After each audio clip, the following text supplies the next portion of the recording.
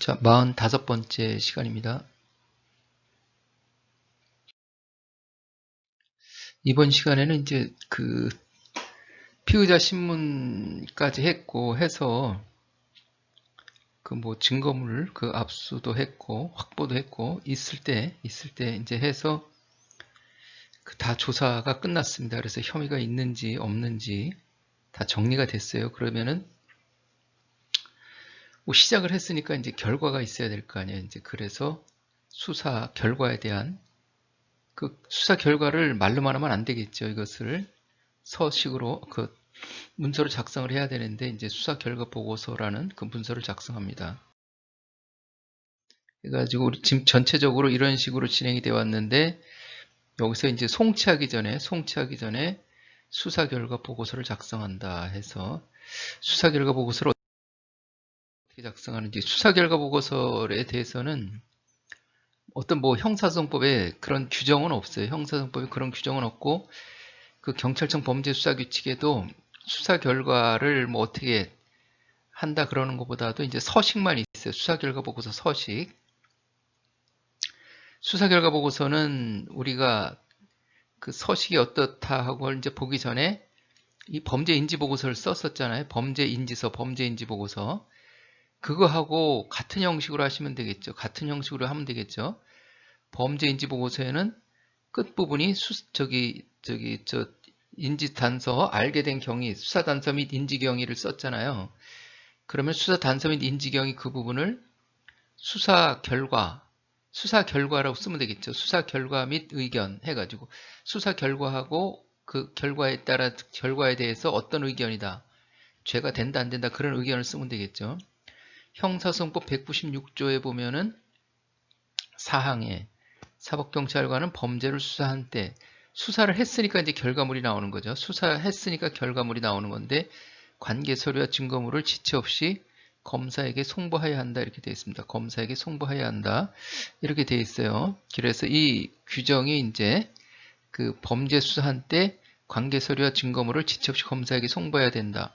그러니까 수사 결과 보고서를 작성하고 해서 이제 서류를 꾸미는 거죠. 서류를 기록을 조제한다 이렇게 표현을 하는데 요것은 이제 어느 규정은 없지만은 제가 정리한 거예요. 수사 결과 보고서는 의견서와 같은 방식으로 작성한다.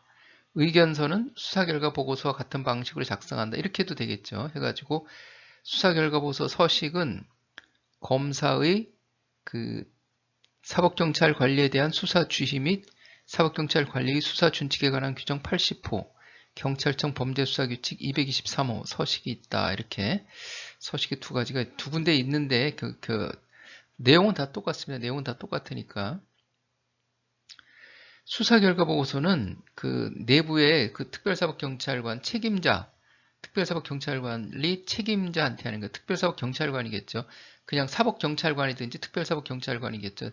내부 문서로 수신이 사법경찰 책임자, 일반 경찰 같으면 경찰서장이 책임자죠. 경찰서는 다 사법경찰관이니까 특별사법경찰관일 경우에는 소속기관장이 특별경찰일 수도 있고 아닐 수도 있고 그렇죠. 의견서 그리고 이제 수사 결과 보고서는 내부 문서로 내부 결재받는 거고 책임자한테 의견서는 검사한테 이거 수사 결과는 이렇게 수사한 결과 이렇습니다 하고 내부적으로 보고하는 거고 경찰 책임자한테 의견서는 내부적으로 경찰 책임자한테 보고하는 게 아니라 검사한테 알려주는 거예요. 검사한테 내가 수사한 결과 의견이 있다. 검사한테 의견을 제시하는 것이니까는 수신은 누가 되겠어요? 어느 검사가 받을지 모르니까 검사장이 되겠죠. 지청 같은 경우는 지청장이 되고 그러한 차이가 있다. 수사 결과 보고서하고 의견서는 그런 차이점이 있다. 이렇게 말씀드리고요. 수사 결과 보고서는 수사 기록은 날짜선으로 편찬한다. 그렇게 보통 날짜선으로 편찬합니다. 그래가지고 수사 결과 보고서는 맨 끝에 결과니까 이제 끝쪽으로 작성하겠죠. 그래서 작성 일자 순으로 해가지고 끝에 편철하고 의견서는 수사 결과 보고서보다도 의견서는 더 나중에 작성하는 거예요. 그러면은 수사 결과 보고서 뒤에다 의견서를 편철해야 되겠죠. 의견서는 그렇지만은 이거는 이제 검사한테 내 의견이 이렇다는 걸 보여주는 거예요. 그러니까는 내 의견이 이렇다는 걸 보여주려면은 그 의견서가 맨 앞으로 나와 있어야 되겠죠. 작성한 날짜는 그 끝이지만은 수사 결과 보고서보다 늦지만은 검사한테 이 서류를 문서를 검사한테 보여주려고 하는 거니까는 이 수사 결과에 대한 의견은 이렇다 하는 의견서를 수사 기록 가장 앞에다 붙여야 되겠죠. 고소장, 고발장, 범죄인지 보고서보다 앞쪽으로 붙어 있어야 되겠죠. 했습니다. 그래서 검사에게 의견이 어떻다는 것을 알려주는 것이므로 작성 일자와 관계없이 앞에 편찬한다 이렇게 되어 있습니다. 그 점을 좀 잘 유의하시면 될 거고요.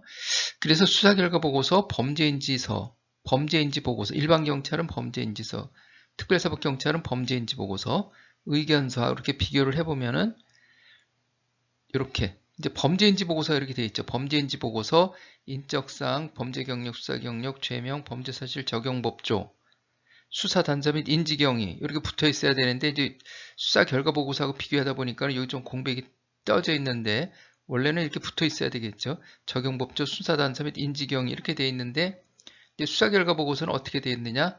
여기 범죄인지 보고서, 범죄인지서가 수사 결과 보고 이렇게 되겠죠. 수사 결과 보고서가 되니까 수사 결과 보고 이렇게 되겠죠. 제목이. 그리고 다 똑같아요. 그런데 이제 요 밑에 부분이 수사단서 및 인지경위가 수상 결과에 대해서 의견을 적는 거니까 수사 단서 및 인지 경위는 처음 시작할 때 이제 어떻게 그걸 알게 됐는지 그걸 말하는 거고 수사가 끝났으니까는 그렇게 알게 돼가지고 수사한 결과 혐의가 인정된다 안 된다 수사한 결과 인지 단서로 수사한 결과 의견이 이렇더라 이런 거 나타내는 거죠. 이것은 고소 사건이나 고발 사건도 마찬가지로 이런 식으로 이제 작성을 해주는 거예요. 해가지고 여기 그 수사 단서 및 인지 경위하고 좀 다른 것은 인지 보고서하고 좀 다른 것은 인지 보고서 쓸 때는 처음부터 증거 관계를 명백히 쓸 수가 없잖아요. 그래서 나는 인지서 쓸 때는 그 난까지는 필요가 없는데 그 난까지 이 난까지는 필요가 없는데 수사 결과를 작성했을 때는 수사 결과가 나왔을 때는 이것도 정리가 돼야 되겠죠. 그래서 여기다가 증거 관계를 이렇게 집어넣습니다. 해가지고 이렇게 돼 있고 그럼 의견서는 어떻게 다르냐? 여기는 의견서는 이렇게 쓰는데 의견서는 그 검찰청 에다 보내는 거라 그랬죠. 검찰청 기화 이렇게 씁니다. 검사장 기화, 서울중앙지방검찰청 귀중 이렇게 할 수도 있는데 보통 그냥 검사장 기화 이렇게 해가지고 여기는 그 수사 결과 보고서는 내부 문서로 해가지고 이렇게 그 소속 기관을 먼저 쓰는데 이거는 검사한테 보여주는 의견서를 쓰는 거예요. 검사한테 보여주는 의견서. 그래가지고 여기다가 의견서라는 그 제목을 먼저 써줍니다. 요 형식만 다를 뿐이지 내용은 똑같죠. 내용은 똑같아요. 요것만 여기는 특사경 담당과장 해가지고 아니 일반 경찰은 그 뭐 경찰서장 이렇게 하면 되겠죠. 그 다음에 여기는 저기 검찰청 검사장 이렇게 해가지고 검찰청 검사장 이렇게 돼 있죠. 그래가지고 수신이 위치가 좀 다르다. 그것만 다를 뿐이지 이렇게 돼 있어요. 요 부분 요것만 다를 뿐이지 이 빨간 사각형 부분은 이 부분은 수사 결과 보고서나 의견서나 같다 이렇게 보시면 되겠습니다. 이렇게 같다 이렇게 보시면 될 거예요. 이렇게 요 의견서가 정식 의견서, 간이 의견서가 있는데 정식 의견서의 경우에는 이렇게 돼 있다 이렇게 말씀을 드리고 같다 이렇게 말씀드리고 이제 예시 사례를 보면은 어느 시 어느 경찰서 이렇게 해가지고 여기 사건 번호 범죄 사건 번호 들어가 있겠죠.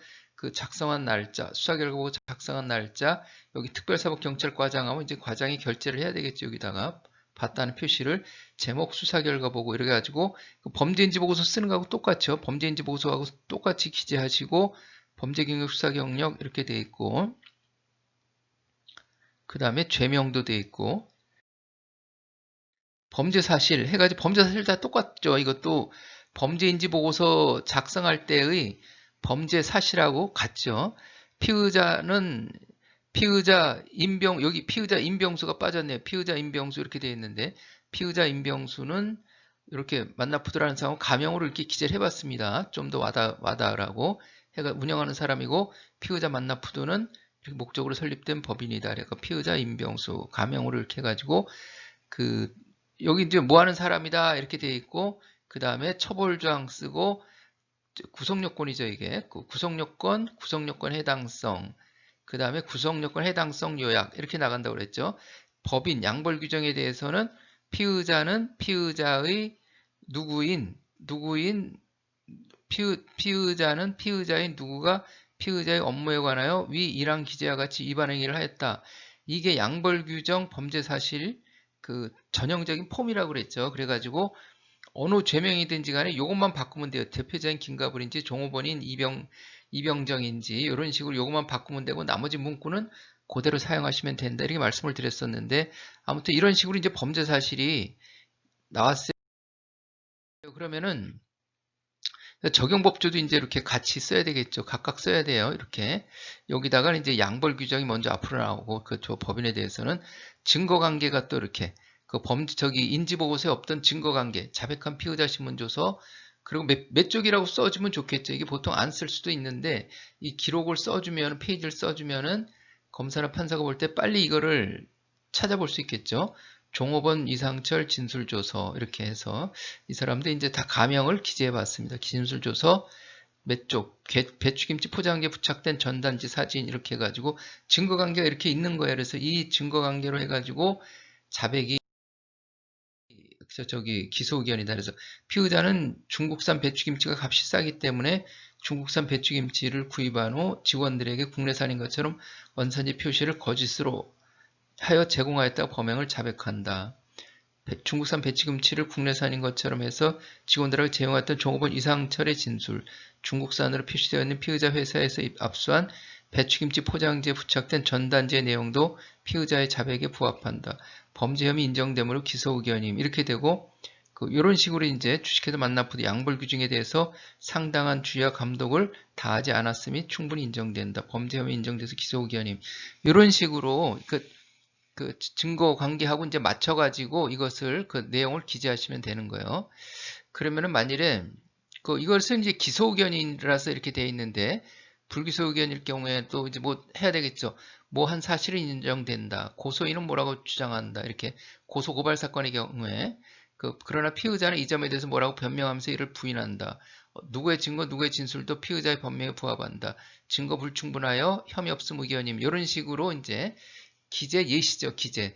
그러니까 그 혐의가 없을 때는 어떠한 누구는 뭐라고 진술하고 혹시 상반될 경우에는 누구는 뭐라고 진술하지만은 누구의 진술 어떠한 증거에 의해서 혐의가 인정되지 않는다든지 이런 식으로 해가지고 그 의견 결과에 맞게 그 기재를 해주시면 되겠다. 이렇게. 요건 이제 만일에 인지사건 같은 경우는 고소인은 뭐라고 주장한다. 이걸 빼면 되겠죠. 어떠한 피의자가 뭐뭐한 사실이 인정된다. 그러나 피의자는 이 점에 대해서 뭐라고 변명하면 이를 부인한다. 어떤 증거, 어떤 진술도 피의자의 변명에 부합한다. 증거 불충분하다. 이렇게 하면 되겠죠. 인지사건 같은 경우 요것만 빼면 되겠죠. 고소인, 고발인. 근데 인지사건은 대부분 다 범죄 혐의가 있다고 생각해가지고 인지보고서를 쓴 거예요. 앞에서도 말씀드렸지만은 인지해놓고 나중에 혐의 없음 해버리면 그거는 인지를 안 한 것보다 못한 거잖아요. 수사를 잘못했다는 거죠. 그러니까는 인지 사건 주소할 때는 신중하게 하셔가지고 혐의가 없는 그러한 결과가 나오지 않도록 이렇게 좀 유의를 하셔야 되겠죠. 이렇게 되어 있습니다. 이렇게